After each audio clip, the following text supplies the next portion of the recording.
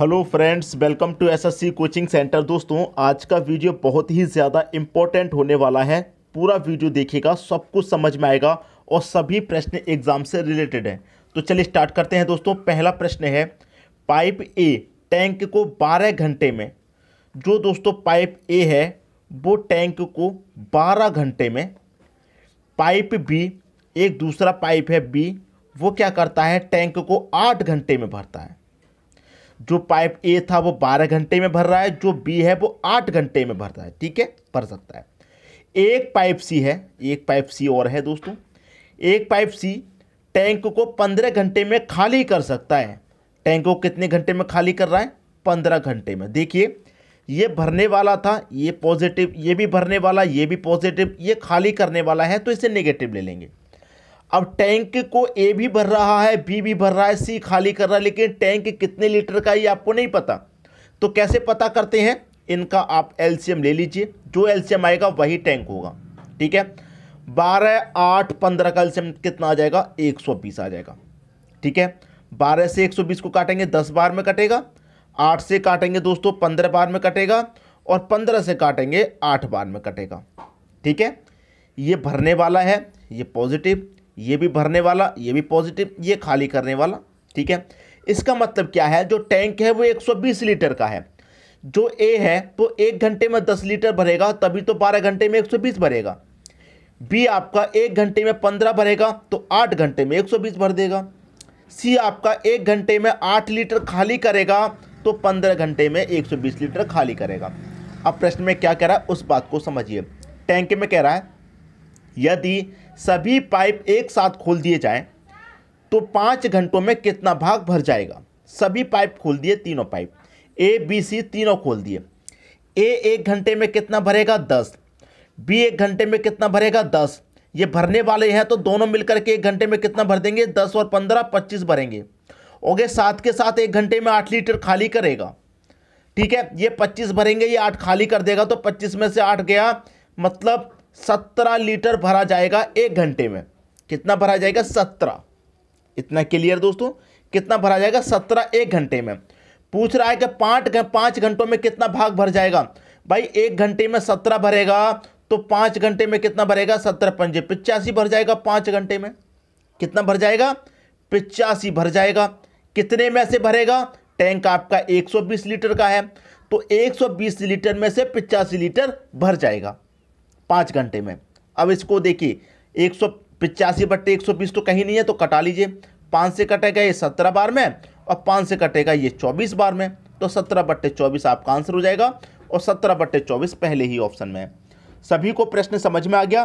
किसी को भी यहाँ कोई समस्या नहीं होगी। अब देखेंगे अगला प्रश्न। अगला प्रश्न है, एक परीक्षा में कुल 65% विद्यार्थी उत्तीर्ण हुए। देखिए, सबसे पहले तो मैं आपको एक चीज़ बता दूं कि कोई भी परीक्षा हो, कोई भी क्लास हो, उसमें चाहे कितने भी बच्चे हैं, वो अपने आप में 100% होते हैं। पहली बात तो ये, 10, 20, 15, 60, 70 कितने भी हों, वो अपने आप में 100%। अब 100% में से क्या हुआ कि 65% विद्यार्थी उत्तीर्ण हुए, मतलब पास हुए। 65% पास हुए, उत्तीर्ण का मतलब पास। जब 100 में से 65% पास हैं, तो फेल कितने होंगे दोस्तों? 35% फेल होंगे। ठीक है, ये 35% फेल हो जाएंगे। अब आगे क्या कह रहा है? 65% विद्यार्थी उत्तीर्ण हुए, यदि अनुत्तीर्ण, अनुत्तीर्ण का मतलब होता है फेल, यदि अनुत्तीर्ण विद्यार्थियों की संख्या 420 है, तो विद्यार्थियों की कुल संख्या कितनी थी? मतलब पूरे 100% का मान पूछ रहा है, टोटल कितने विद्यार्थी थे। अब यहां पर हमको दे रखा है कि अनुत्तीर्ण, अनुत्तीर्ण का मतलब फेल, फेल विद्यार्थियों की संख्या कितनी है? 420। भाई प्रतिशत में कितने फेल हैं? 35%, और संख्या में यहां कितने फेल है? 420, तो 35 का मान 420 हो जाएगा। 35 का मान कितना? 420। एक का मान निकाल लीजिए। एक का मान कैसे निकालेंगे? 420 बटे में क्या आ जाएगा? ये 35 आ जाएगा। कटा लेंगे, आपका आंसर आ जाएगा दोस्तों। देखिए, 35 से 420 सीधा सीधा 12 बार में कटेगा, क्योंकि 35 से 10 बार में 350 कटेगा, 350, और 35 दूने का 70, 12 बार में। एक का मान 12 हो गया। पूछ रहा है कि विद्यार्थियों की कुल संख्या, कुल संख्या मतलब 100% का मान। भाई एक का मान 1200, तो 100% का मान कितना हो जाएगा, 1 का मान 12 है तो 100% का मान 1200। क्लियर है, 1 का मान 12 है तो 100% का 1200 हो जाएगा। ये आपके प्रश्न का आंसर आ गया। कुल संख्या कितनी थी, 1200। सी ऑप्शन सही हो गया। सभी को प्रश्न आ गया। अब देखेंगे अगला प्रश्न। अगला प्रश्न है 500 लीटर के दूध के घोल में 40% दूध है, कितना और दूध मिला दिया जाए ताकि इस घोल में दूध की मात्रा 60% बन जाए। देखिए दूध कितना है, 40% है, और कितना दूध मिला दिया जाए ताकि घोल में दूध की मात्रा 60% बन जाए। पहले से 40% है दूध की मात्रा, कितनी बन जाए, 60% बन जाए।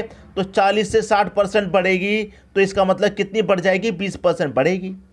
40% है पहले से, कह रहा है 60 बन जाए तो 20% बढ़ जाएगी। ठीक है, टोटल कितना है दोस्तों, आपके पास 500 लीटर का मिश्रण है, जिसमें से क्या हो रहा है, वृद्धि 20% की हो रही है। ठीक है, और पहले से कितना दूध है उससे डिवाइड कर दीजिए, जितने की वृद्धि हो रही है उससे गुना, और जो पहले की मात्रा है उससे डिवाइड कर दो, आंसर आ गया। यहाँ मैं कटाऊंगा, 20 से 40 कटेगा 2 बार में, और 2 से 500 कटेगा 250 बार में।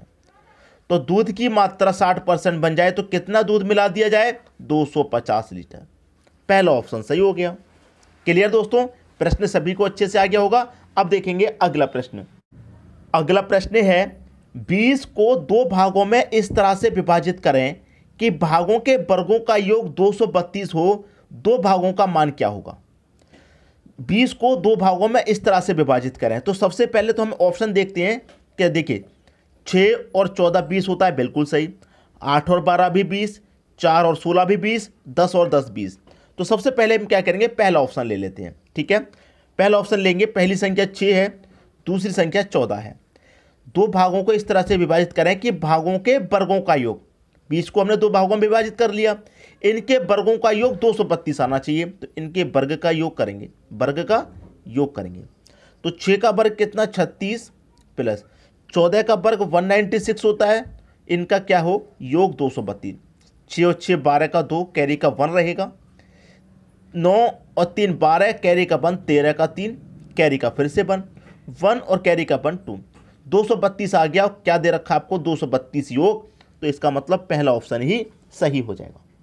क्लियर है दोस्तों सभी को प्रश्न, किसी को कोई समस्या यहाँ पर नहीं होगी। ठीक है, अब देखेंगे अगला प्रश्न। अगला प्रश्न है एक व्यक्ति किसी वस्तु को 15% लाभ पर बेचता है, उसने इसे 6 रुपये अधिक पर बेचा होता तो उसे 18% लाभ होता।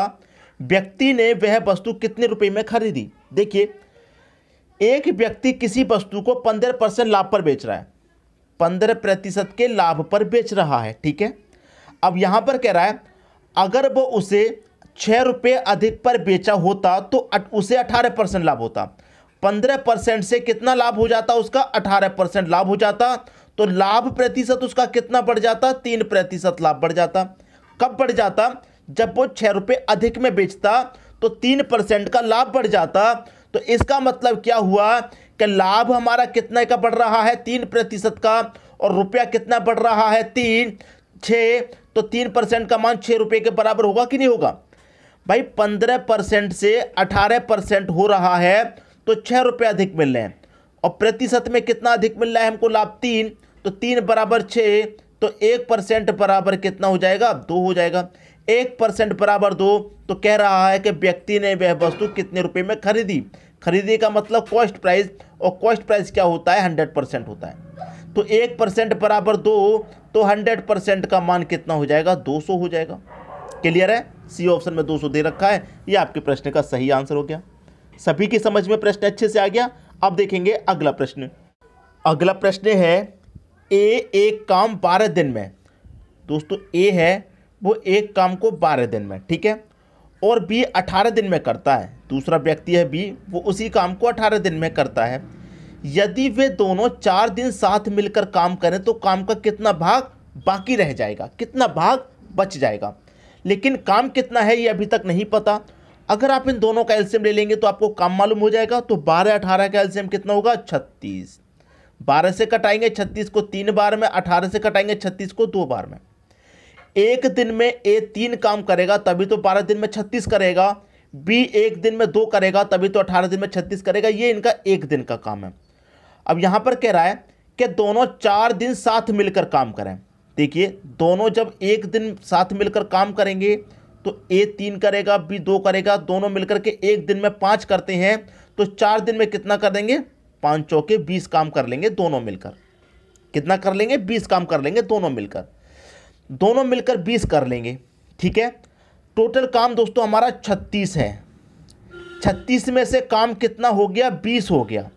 कितना काम बचा करने के लिए, 16 बचा। कितना काम बचा, 16 काम ही तो बचा। कितने में से बचा, 36 में से बचा। तो कितना भाग बच गया काम का, वही तो पूछ रहा है। 16 भाग बच गया काम का 36 में से, ठीक है। 16/36 बच गया, कटा लीजिए। 4 चौके 16, 4 निमे का 36, 4/9 आंसर किसी न किसी ऑप्शन में होगा।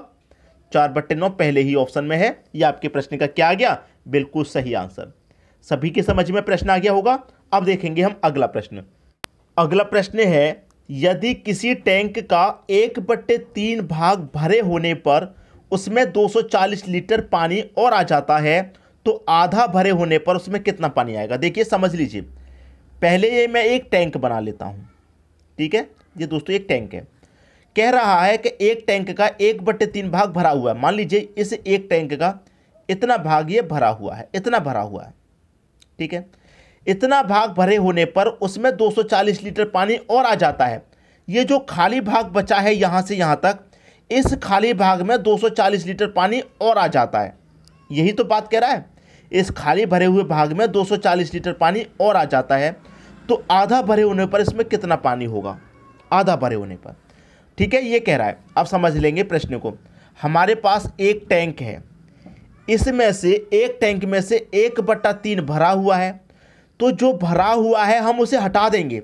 जैसे ये पूरा टैंक है हमारा, इसमें से मैं इतने भरे हुए को हटा दूंगा, तो जो खाली है वो बचेगा हमारे पास, तो खाली वाला बच जाएगा। घटा दीजिए, 3 एकम 3, 3 में से 1 जाएगा 2/3। तो ये यहाँ से यहाँ तक खाली कितना है, 2/3। भैया यहाँ से यहाँ तक खाली 2/3 है, और यहाँ से यहाँ तक खाली में कितना पानी आता है, 240। तो ये 240 के बराबर हो जाएगा, क्योंकि ये भी खाली और ये भी खाली, 240 आता है इस खाली में। तो 2/3 बराबर कितना हो गया, 240। कर लीजिए सॉल्व। देखिए इसे मैं कटा के सॉल्व करूंगा, तो 2 से कटाऊंगा 240 को, 120 बार में कटेगा, और 3 का मल्टीप्लाई करूंगा 120 से, तो 12 तिरिक का 36 हो जाएगा, और 1 ही 0 360। क्लियर, कितना हो गया, 360। अब यहाँ पर 360 इसका आंसर नहीं होगा, क्योंकि प्रश्न को आगे और पढ़िए। कह रहा है कि आधा भरे होने पर उसमें कितना पानी होगा। ये तो पूरे का मान है, आधे की बात कर रहा है वो। आधा कर दीजिए, 360 का आधा करेंगे 180 होता है, तो 180 आंसर होगा आपका, जो किसी ऑप्शन में दे रखा है। तो सभी को प्रश्न अच्छे से क्लियर होगा, किसी को कोई समस्या इस प्रश्न में नहीं होने वाली। ठीक है दोस्तों, वीडियो देखने के लिए आपका बहुत बहुत धन्यवाद।